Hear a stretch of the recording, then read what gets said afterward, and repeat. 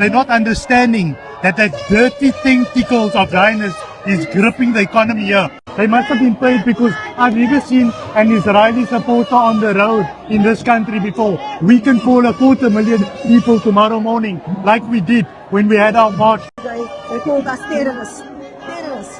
They are the terrorists. Exactly. They are the terrorists. I mean, how do you support the killing of babies? I mean, look at this matter. Hind Rajab, a 6-year-old, killed with 355 bullets. It is hectic at Cape Town Court today.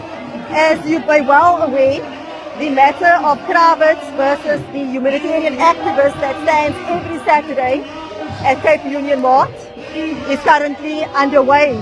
So we are here to support Palestine. We're supporting our brothers and sisters who fight for humanity. The PSC is involved in a peaceful legal protest. We have been harassed and intimidated.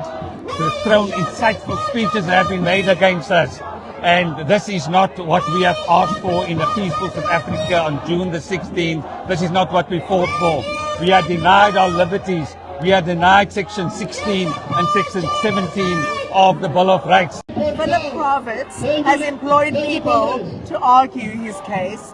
Philip Kravitz has paid rent for the crowd. Philip Kravitz has paid for a PR company to organize this. So what he's doing is throwing money at a problem so that he can continue to use his millions to support the IOF and the murder and genocide of Palestinians. The Palestinian issue is an issue of humanity, considering the fact that the Democratic Alliance and people like Kravitz would consider colored people to be the Palestinians of the Western Cape. There's no silencing of our voices when it comes to Zionism.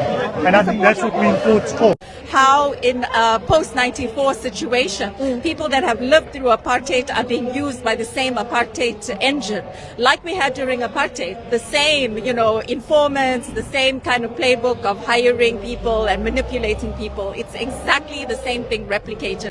Hoisting South African flags, which really is indicative of massive contradictions in terms of what the messaging is. So people are messaging there that we want jobs, we don't want politics, which is exactly what the capitalist class wants our poor workers. I'm a respondent in the case, and we're here to support all the Palestinians. We're here as pro-Palestine, and we see that there is pro-Israelis here.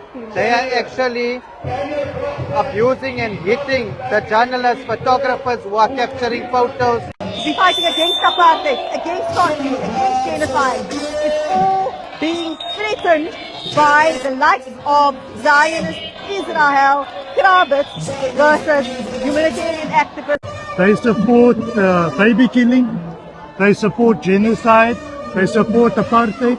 Some of them enjoyed the benefits of apartheid in South Africa. Now they love an apartheid in another country. And I call them apartheid leftovers. They were left over from apartheid, enjoying it.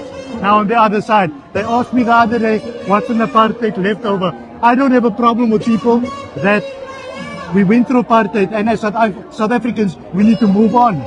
But the point is, if you're enjoying an apartheid now still, then you are left over.